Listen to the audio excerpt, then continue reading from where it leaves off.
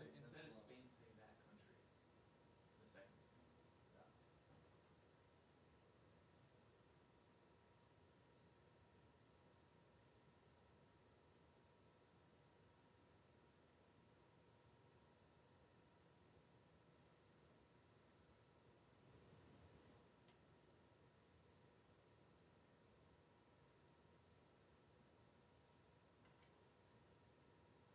Apostrophe S, or do you want it as a?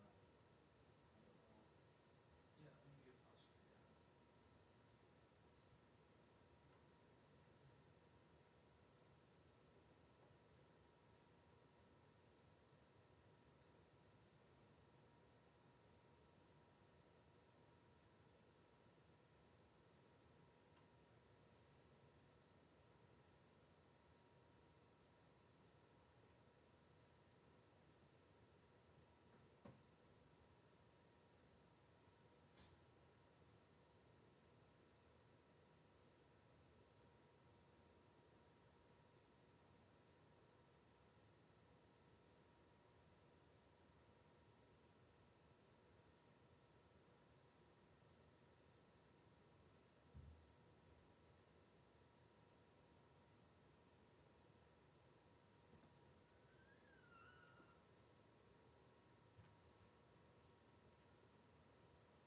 Full house.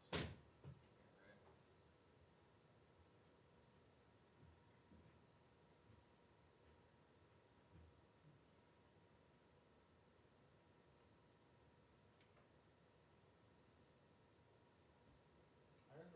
right. Green these because you had It's under the underline. That's it.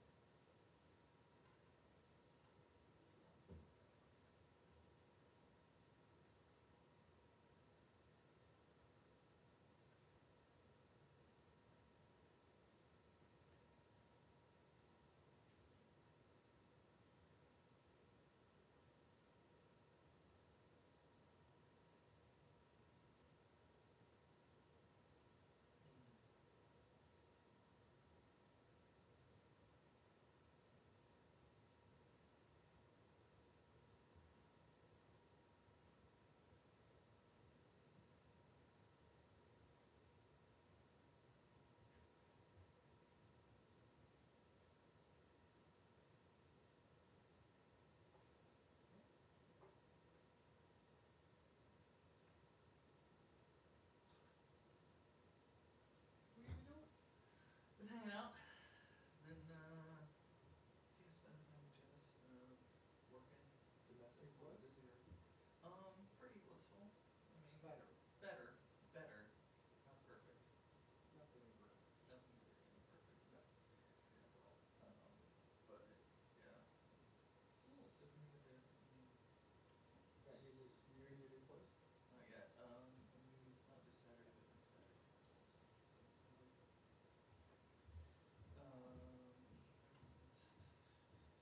So it's kind of, we're starting to do it. We're a little bit scared. You are really?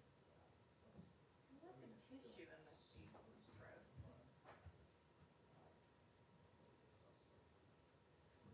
Yeah.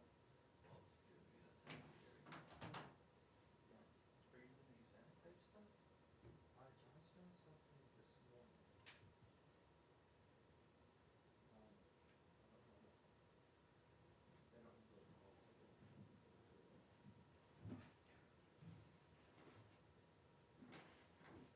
So I'm assuming that'll rank by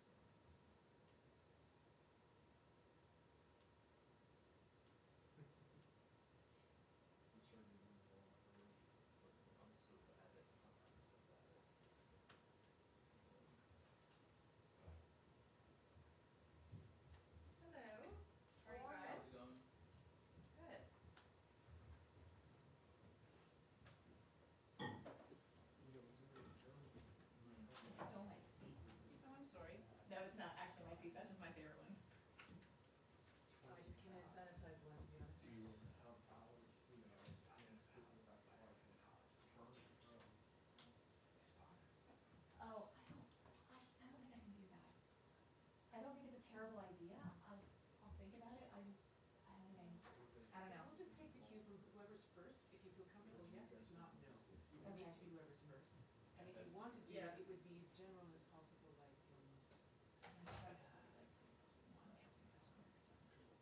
Yeah, exactly. all right. Say something else. Yeah, not even mention fuck. That's Because he posted about it. I know. I know it's. It's just like I don't disagree with it. I just don't know. And it's gonna depend on like I think what he I says think rolling into anyone it. says Yeah. it on behalf of the press corps, then it's like less. Yeah, there should, it should see first. If we're gonna do it, let's only do it first. It's an officious one. It's, yeah, Officious one. sure. Yeah, and it's no judgment. I know. Because the first person doesn't say it. It's just No, all they I do. agree. Like, totally. Like, Yeah, I don't have a problem with it. I'm just. No, I'm just saying you don't feel comfortable in your Good. first, don't worry about Good. it. Greg is a chef. Not First necessarily. one, yes, yes, No, yes, I'm not. yes, I'm No, I've got. Yes, yes, Oh, absolutely. And have you seen the welcome around the building? Yeah. I just want to show you something real quick. Yeah. PR came with a late email and they said actually we can only send return to affected students. So I changed that and then I just Yeah, that's fine, that's fine. So that's Yeah, that's fine. I did think I would wipe you next to it so you know. No, I forget. I know. I was like, I came in. I was like, who left a tissue? And then I was like, oh, they sanitized it. I talked to Karen and all. Last week, Francesco stole it, and I gave him a hard time. Really, really very interesting. That's really cool. That's why we're reaching out. Email is not standard. I don't know. I can't get emails here. I'll be allowed. Let's go. that's the guest of honor seats right there. Whoa. Thank you. Sure, I love your I can. What? You're just. He's not gonna ask. You actually just make I do not Kind of dark. with these due to our ears. So look, last Sunday I was in the parking lot at Target and I was fiddling with my mask and I knocked the glasses on my head and they broke in two. Oh, And geez. I don't have a backup pair, so Isn't I've been the without world- my glasses for 10 Isn't the days. world a better place? Warby Parker will mail you glasses They even will. if Yeah. your prescription is 2 years They'll old. mail- In fact, they'll order you. Seriously? They'll mail you 10, Yeah. 10 pairs in like 2 hours. But if your prescription is In outdated, like I 2 lost hours. mine and have them in Very prescription. And because of Yeah. Corona, they will give you new glasses. Yeah, the key question is it made in China? I don't care. I have to see. I don't know. Warby Parker, I feel like I think they're made here, actually. That's I part of feel their like that's thing. what they're saying. It looks very Just thick. asking. I think they were is, but Just it's all asking. I've had. It's No, 'cause they came some really of those fast. eye masks. that Mary, come do you out. only buy made in the US? And it On looks principle? If I made a lot more money, yeah. I would Yeah, I was do gonna that. say, and your extra 40%. My extra Right, my the right. 40% ordered my raise. You I start got. providing bonuses to government employees to do that. I did a story once on a woman who was Hey, determined so to much for redo an her Amazon kitchen Prime in account. Charleston, her mansion, and only made in American products. I mean, It cost her it's got a little reason.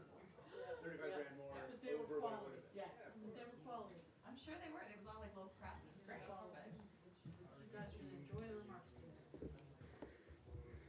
I mean, you can gut read us. Slide over a copy. Just slide them right over. Okay, yeah, you want that. That part is official. So you're excited about a new bicycle? Really? Better bicycle. Oh yeah, I haven't seen him anymore. That's great, man. Actually, Cut your hair again? Kind of looks like it. No? no, actually, this is I hope so too. Oh, that's what it's from the. I I'm was talking starting about to. from the very It first time. always we met. depends on Oh, those kinds of Yeah, things.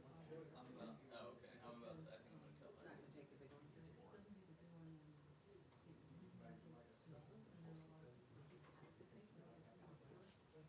then a lot of people has to take notice of it. And kids security people and then tech people, and so once you Yeah. get past that, it's like the Yeah, I'm sure you secretary can. is sitting with them. So, yeah, they were one, you know, they go to my, 7 to 1. Freddie, good, are you?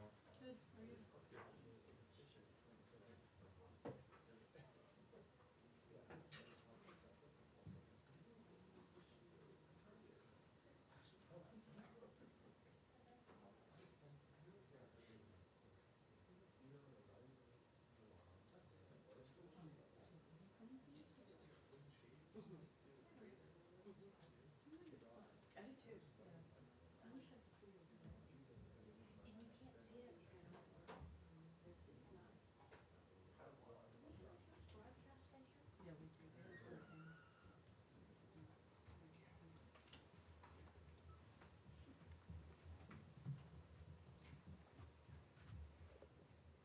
Good morning, everyone.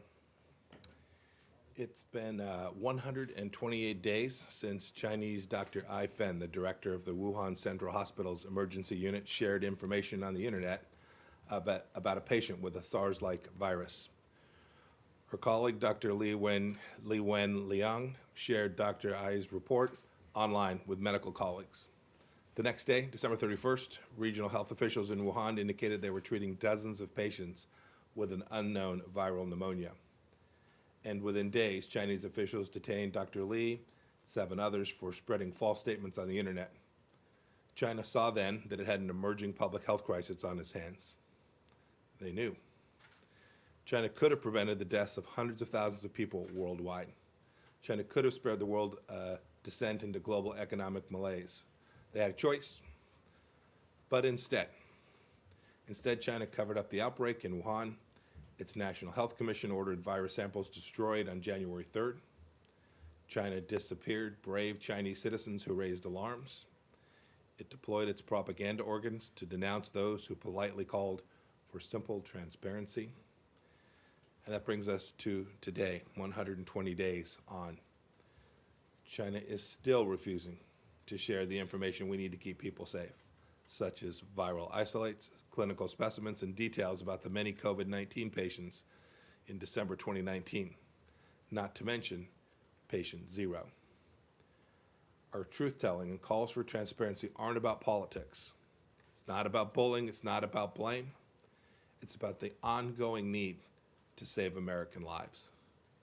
This is an ongoing threat.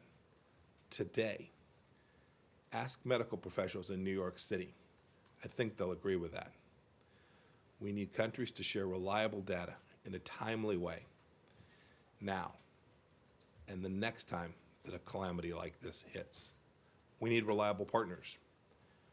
As a result of China's choices, countries are starting to understand the risk of doing business with Chinese Communist Party and taking action to protect their people. A few examples. In recent weeks, Nigeria, Kazakhstan, and France have demarched the Chinese Communist Party ambassadors for a whole host of lies and misdeeds. Spain has returned defective test kits made in China. That country, the Czech Republic, other nations have received shoddy PPE as well. The Australians and the Swedes have called for an independent review into the outbreak.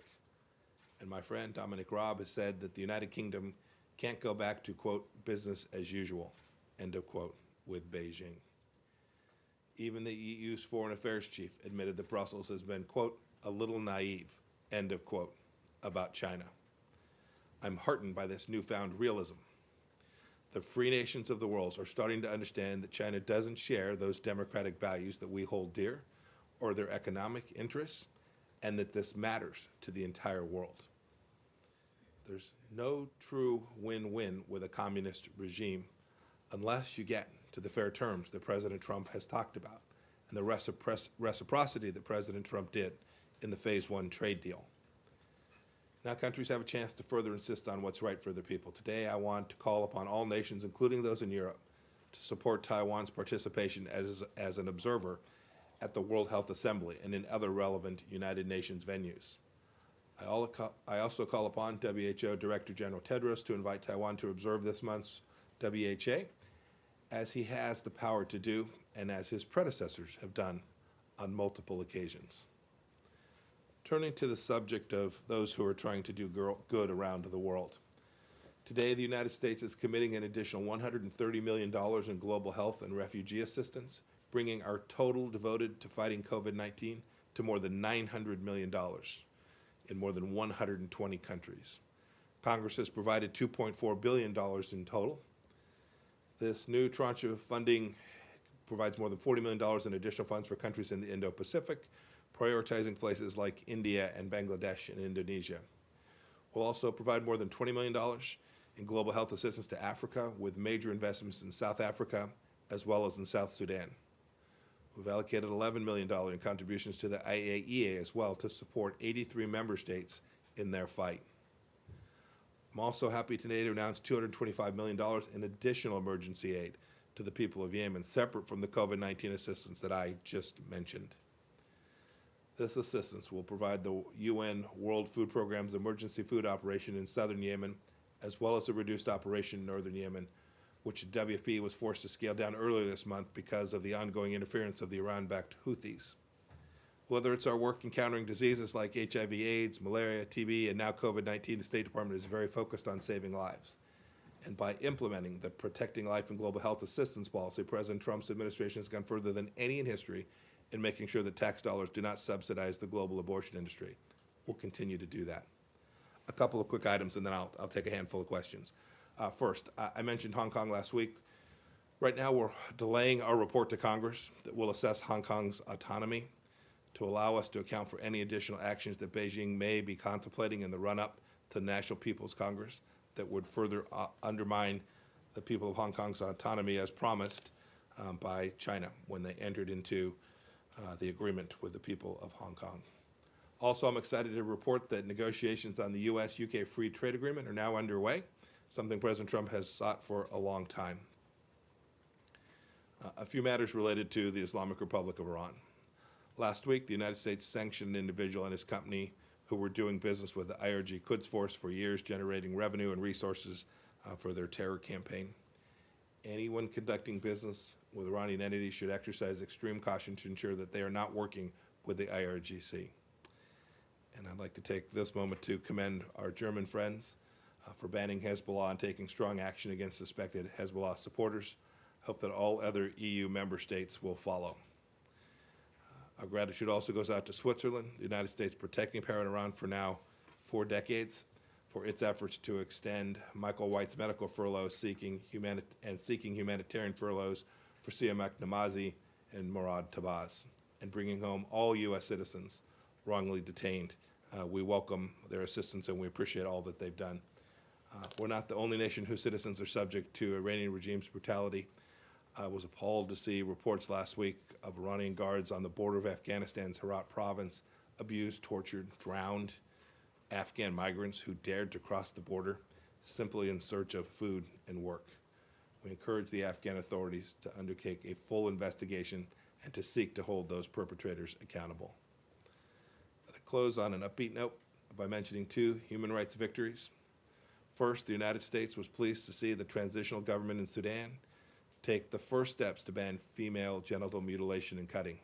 It's a big step, a bright step closer to a future in which all women and girls worldwide won't have to suffer this barbaric practice.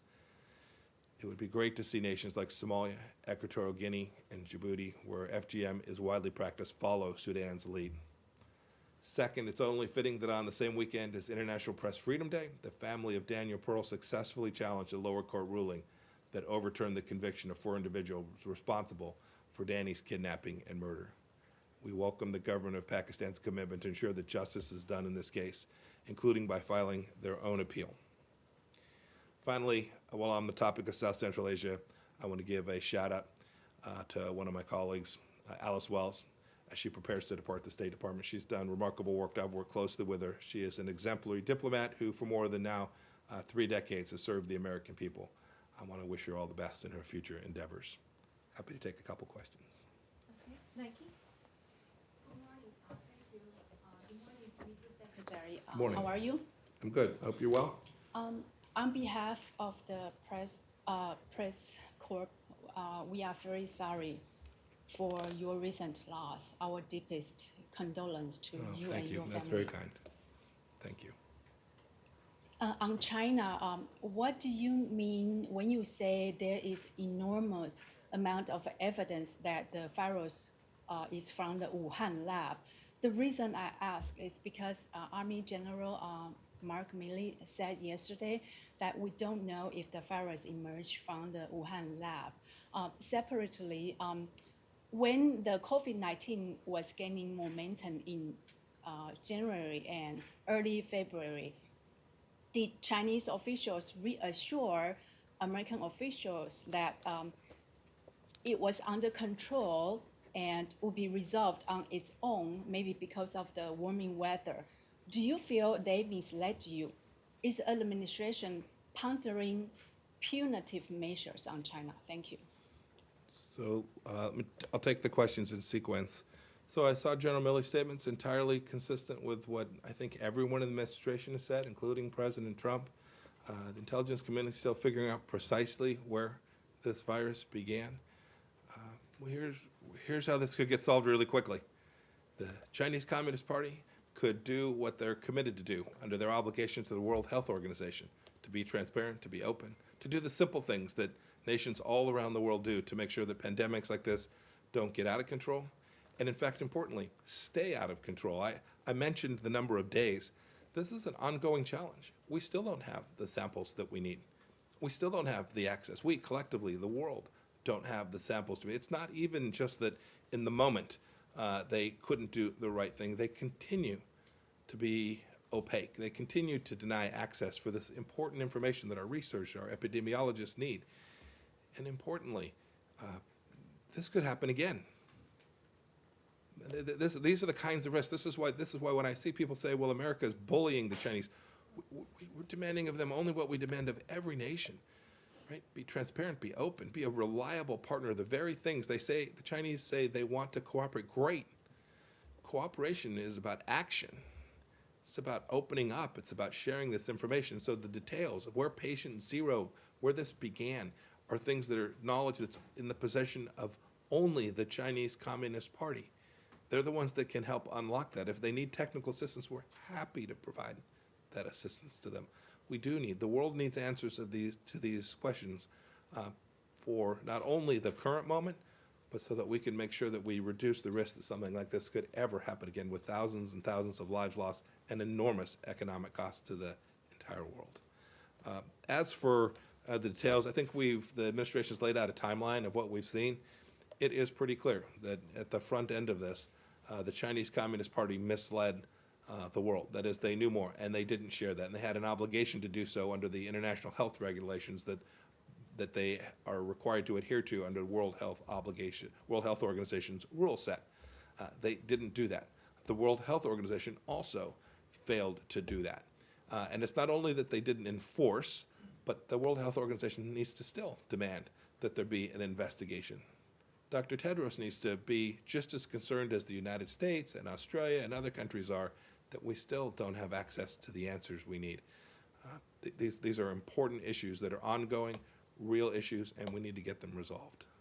Michelle. Yeah, thank you. Good morning. Yes, sir. So, sorry for your loss first. Thank you very much. On Israel, Israeli media have said that you are traveling to Israel next week. Can you confirm that? And on the other hand, Israeli defense officials said that Iranian forces are pulling out of Syria and closing military bases there. Can you confirm these reports? And since you mentioned Sudan, did you approve the nomination of Nuruddin Sati as Sudan ambassador to Washington? And when are you planning to send a U.S. ambassador to Khartoum? So the last question is we're working to get each of those things done with respect to Sudan. We think what they've done is remarkable. We want to support that. And so whether it's their ambassadors being credentialed here and accepted here and us being prepared to send an ambassador there, we're working our way through that. We're going to get it done just as quickly as we can. I don't have any travel to confirm, but I think in the upcoming hours and days you'll see an announcement. We're hoping to get back out and be on the ground to do the things that the State Department needs to do, that we physically need to be located in those places for. We're hoping we can get that started up before too long. It'll start off smaller, but we're hoping to get back at it, just like we're hoping that we can get the economy back open, not only here in the United States, but all across the world as well. I don't have anything that I can add to with respect to what the Israeli defense, sounded like it was an Israeli defense official that said that. But we have been very clear to the Assad regime all along, and to the Russians in Syria. The Iranians need to leave. They need to leave not only the southwest corner that has a direct and real impact on Israel and risk to the Golan, but more broadly throughout the country. The very terror regime that we talk about in the Islamic Republic of Iran has got a campaign that supports what Assad has done, that has brutalized and destroyed the lives of hundreds of thousands, caused 6 or 7 million people have to flee Syria. The Iranian regime is responsible for that in the same way that the Syrian regime is. We hope that they'll rethink that and get back to doing what Iran needs to do, which is to take care of its own people in this very difficult time inside the Islamic Republic of Iran. We think those resources could be much better used to support the Iranian people. Rich. Rich, how are you? Good, how are you? Way in the back today. Yeah, I know. I think I have my contacts in today. Would you be able to tell us, or does the U.S. know who may have initiated or bankrolled this operation in Venezuela from over the weekend? And has the State Department started engaging the Maduro regime about the 2 Americans who are reportedly in custody there? So your first question, there, as I think the Secretary of Defense said, or maybe it was the Chairman of Joint Chiefs of Staff and the President too, there was no U.S. government direct involvement in this operation. If we'd have been involved, it would have gone differently. As for who bankrolled it, we're not prepared to share any more information about what we know took place. We'll unpack that at appropriate time. We'll share that information that makes good sense. What was your second question, Rich? Just the 2 American citizens. Yeah, we're going to work on this. It's a consular matter in the sense of anytime there are Americans that are detained someplace, we'll work to get them back. We will start the process of trying to figure a way if in fact these are Americans that are there, and that we can figure out a path forward. We want to get every American back. If the Maduro regime decides to hold them, we'll use every tool that we have available to try and get them back. It's our responsibility to do so. Nick? Secretary, thank you very much. You mentioned Dr. Ai Fen right at the top, Yes. and I want to zoom in on something specifically you said about her. She's discussed publicly in an interview that's since disappeared many of the facts that you mentioned, except for one. You said that the National Health Commission ordered samples destroyed on the 3rd. I believe that's new. Is that based on evidence that you have, or is that based on public reporting? And to zoom out a little bit on China, the U.S. And the EU. The EU has not joined your call to investigate China. At the beginning, as you know, the U.S. didn't participate in the EU Vaccine Donors Conference. Are the U.S. and the EU on the same page when it comes to China and COVID-19? Let me see what I can get you that supports the statement that I made, see what we can get you material. I'll make sure the team does that. Second, so, you know, the EU held a donors conference. China was there. So the party that perpetrated this, right, this began in Wuhan, China, was there. And we regretted there wasn't a call for transparency from them. I think that's always appropriate. And they, you know, it turned out, as I understand it, Chinese Communist Party didn't show up with a dime either. I talked about all the assistance that we've provided. We will continue to provide. If you look at the response around the world, who it is that's actually leading the response to this global pandemic, it is not close.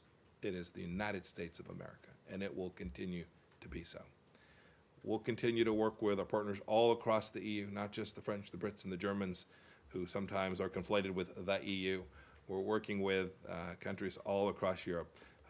We think they are coming to see, just as the United States sees with great clarity, how this came to be, how it could have been different, and importantly, the things that need to change, both now to prevent the ongoing crisis, the things I talked about in my opening remarks, and the things that need to change such that we reduce the risk of something like this ever happens again. I think the people all across Europe are seeing how this came to be, and they are not going to tolerate business as usual as we move forward. Sorry, just follow up. Why not show up to that donors conference then?